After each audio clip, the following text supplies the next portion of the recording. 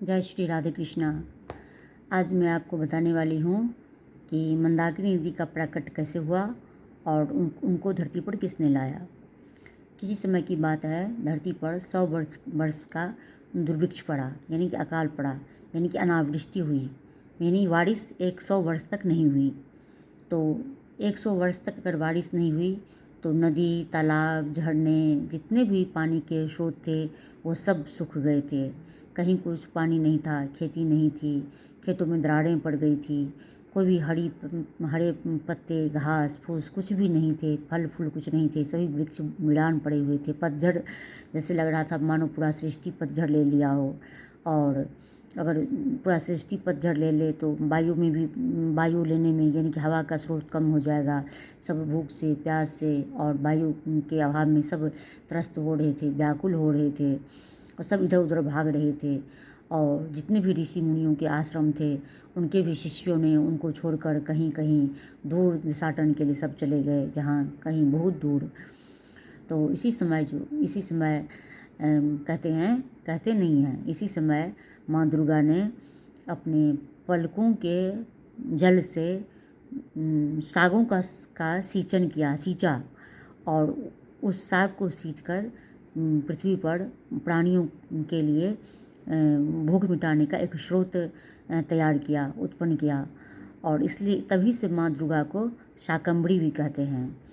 और इस तरफ जहाँ अत्रि ऋषि का आश्रम था, तो वहाँ अत्रि ऋषि तपस्या में लीन थे और उनके जो शिष्य थे वो सब भी कहीं दूर, कहीं दक्षिण, कहीं चले गए, क्योंकि वहाँ पानी नहीं था। तो केवल उनकी पत्नी, जो धर्मात्मा पत्नी थी माता अनसुईया, वह नहीं गई, वह अपने पति को छोड़कर नहीं गई। तो माता अनसुईया स्वयं ही पंचकन्या में भी आती हैं और वह स्वयं ही ब्रह्मा विष्णु महेश की धात्री भी हैं, उनकी जननी भी हैं। और और और, और अत्रि ऋषि की पत्नी तो है ही, तपस्वी हैं, साध्वी हैं।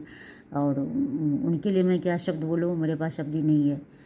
तो जब वो ईश्वर की ही माता हैं तो फिर उनके लिए क्या मैं बोलूँ। तो इस तरह से अत्रि ऋषि बहुत दिनों तक तपस्या करते रहे और जब वह बहुत दिनों तक जब तपस्या करते रहे तो अपने पति को तपस्या में लीन देखकर माता अनसुईया ने ये सोचा कि जब ये ऋषि तपस्या से जागृत होंगे तो उन्हें जल की आवश्यकता होगी, तब मैं जल कहाँ से ला के दूँगी उनको, और नहीं दूँगी तो ऋषि क्रोधित हो जाएंगे और इस तरह से मेरा पातिव्रत धर्म का भी संकट होगा।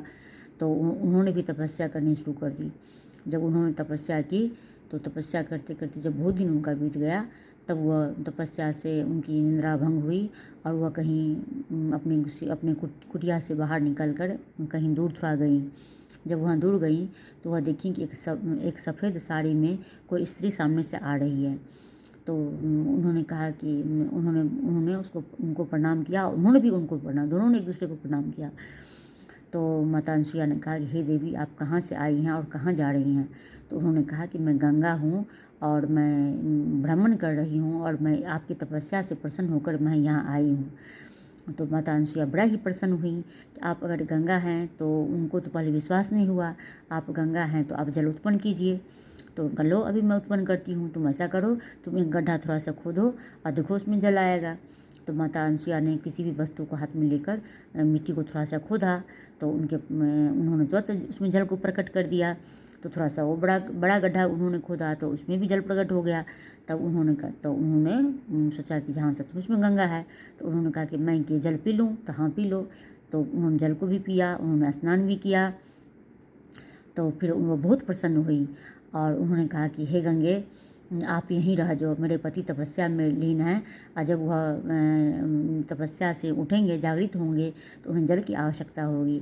अगर मैं उनको ये वृत्तांत बताऊंगी कि मैं गंगा से मिली, मैं स्नान की और ये मैं स्वादिष्ट जल का पान की हूँ, तो वह विश्वास नहीं करेंगे और इस तरह से मुझ पर झूठा आरोप भी लग जाएगा।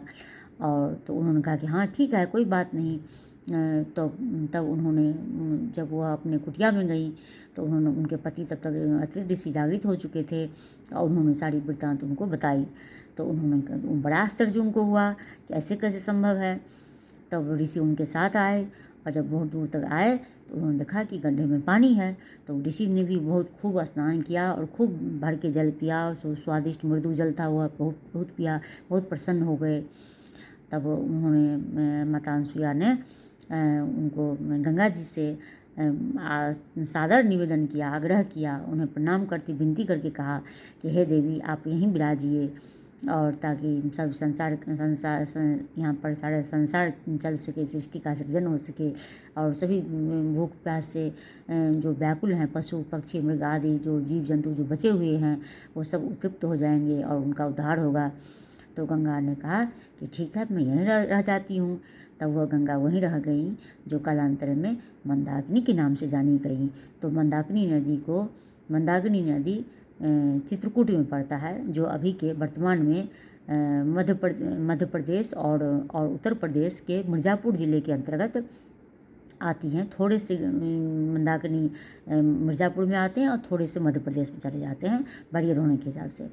तो इस तरह से चित्रकूट में लाया हुआ वो मंदाकिनी स्वयं गंगा माता हैं, जिनको अत्रि ऋषि की पत्नी माता अनसुईया ने प्राकट्य किया। तो अगर आपको ये जानकारी अच्छी लगती है तो प्लीज़ मेरे शिव परिवार और धर्म चैनल को सब्सक्राइब कर दीजिए, लाइक कीजिए, कमेंट में ओम नमः शिवाय कह के कमेंट कीजिए और शेयर कीजिए, और मुझे फेसबुक पर संजना झा को फॉलो कीजिए।